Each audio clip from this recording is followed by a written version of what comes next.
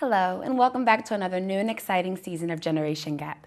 I'm your host, Amelia Atkins, and today I'll be presenting to you the roundtable discussion on our new mini episodes. Stay tuned, we'll be right back.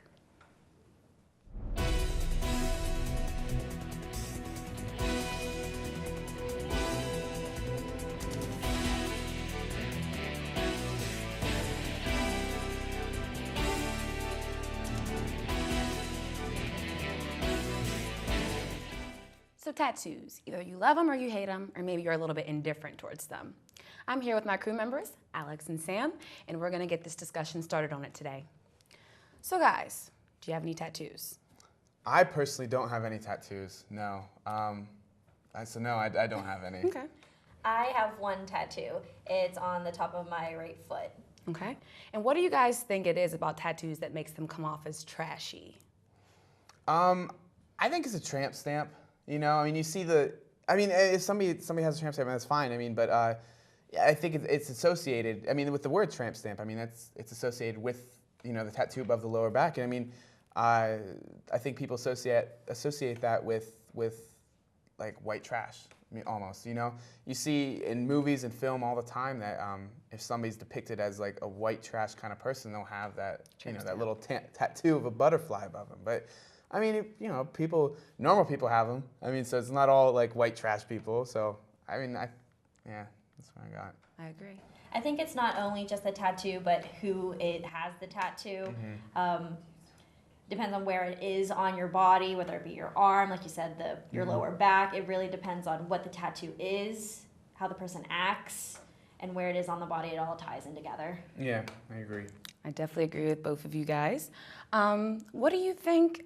Do you think that this tattoo fad that we have going on within our generation, do you believe that it started with maybe a generation before us and it's carrying over, or do you think that we started this? They've had tattoos in the past and things. I think they had more meaning, I think, back then, because I might be wrong on this, but I think, now that I know, I think, when people were in the military, they got tattoos symbolizing certain things within their military branch. And nowadays, it seems that people get them just because anymore. Like they're like, oh, that looks pretty cool, so I want to get all of that stuff. Mm-hmm. So I think that started with our generation. Right. With our generation, to get tattoos because they look cool and not have a specific meaning behind them. And I think people of the older generation got them because they meant something more often than not. Mm-hmm. So. Yeah, I definitely agree with you, especially with the military branch. I think why that comes off as it has a taboo because the sailors who got those tattoos, they were seen as rugged, tough people, more like a degenerate kind of thing. Mm-hmm. I mean, and like you said, even older generations have more meaning of the tattoos. Tattoos go back to ancient times, and they have tribal meanings, they have religious meanings. And so now, since we have more of a liberal view on tattoos, it makes it easier for people to get tattoos and them not have much meaning to them and still be okay. Yeah. Mm-hmm. And I don't think it's uncommon to see older people nowadays with sleeves all up and down their arms. I don't think it just started with our generation. I do think it came from different generations, but I see what you're saying about meaningless tattoos. I do think we originated with that. Mm-hmm. So you don't have any tattoos. Are you planning on getting any? Like I said, if there's meaning behind it, I definitely would. So I don't know what that meaning would be right now off the top of my head, but if I had a cool pet that I really liked and it passed away, maybe I'd get have the whole face on my back. Maybe that'd be kind of cool. Right. I think. I don't know. If it had a significant meaning within my life, I think I might. Okay. But as of right now, no, not interested. It doesn't bother me. And you have one tattoo. I do. It's on, like I said, it's on the top of my foot. I feel like I got it there so I could hide it if I wanted to. Right. It's not like on my neck or on my hand, someplace where I really wouldn't be able to hide it very well if I wanted. It represents both my grandparents, my mother, my godfather, and my aunt that are really close to me. So it has significant meaning to me. Right. But I think at the same time, I do want more tattoos, but at the same time, I'm not against meaningless tattoos, for lack of a better term, something just because I want to get it. I think it looks cool. It doesn't have to have that crazy meaning to me. I feel like it's your body. You can do whatever you want with it. That's just my opinion. You can do what you want. Okay, I definitely agree. I feel like that was a great start to our new segment, and we're running out of time, so we're going to go to a quick commercial break, and we'll be back for our next topic.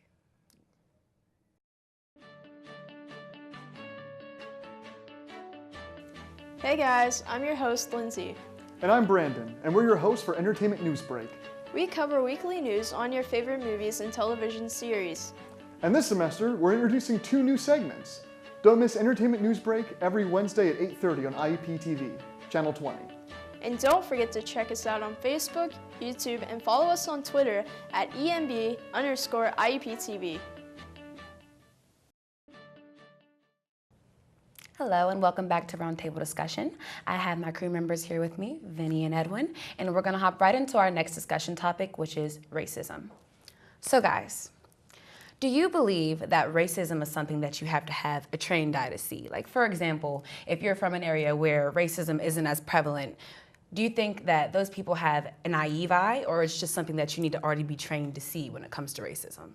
Well, I think it's just, like you said, it's they're just not around it. You know, whoever is saying anything racist, and I'm not signaling out any specific race. I'm just saying anybody who's just not around someone from another culture, another background, and we don't just have to be talking about color, because it goes with a lot of different things.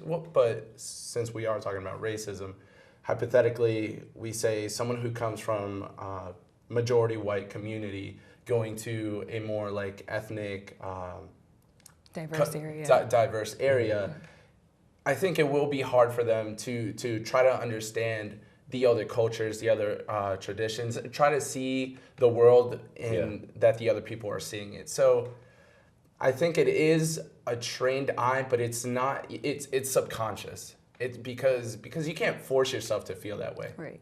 Yeah.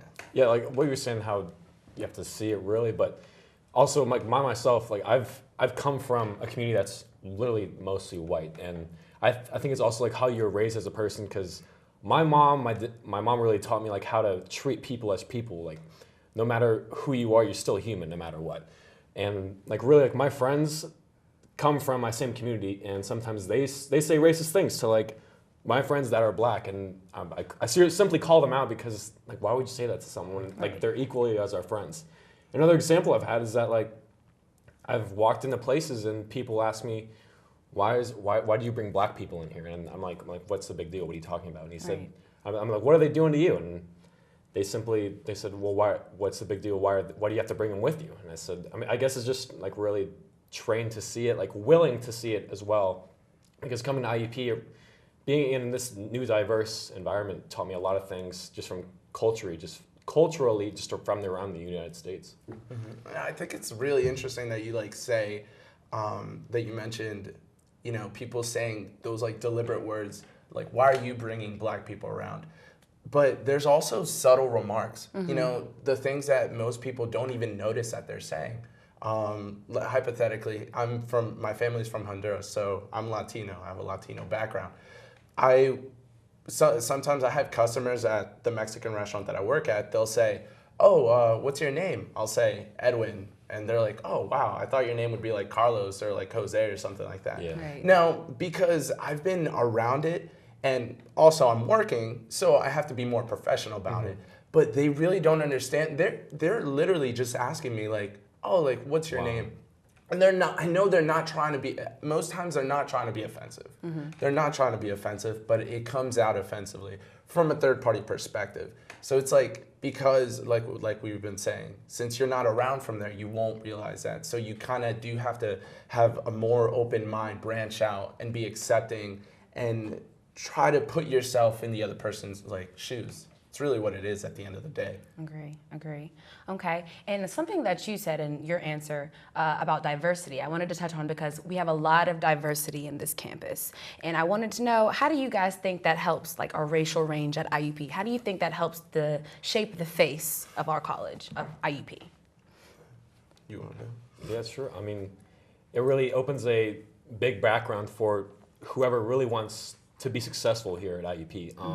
like learning other cultures, getting to know other people, how they live, like where they came from, or why do they say these things, why do they do these things, like it will help you in the future. For example, if you go overseas, or if you go to a background that no one really wants to go to, but you said, oh yeah, I've experienced that, it'll put you far in the job field, and it'll just propel you in so many ways in your career. Helps you for the real world. Exactly. No, I totally agree, because I mean that's what it's all about. We're trying to have the youth try to open their minds out, understand other cultures and things like that. So I really think that this university, as well as others, have been trying to, improve on connecting all these other backgrounds, all these different people together as one, because that's what we are. We are just one family.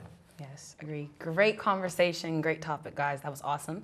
But unfortunately, that's all the time we have for the day. So this is Amelia Atkins, and thank you for watching another great episode of Generation Gap.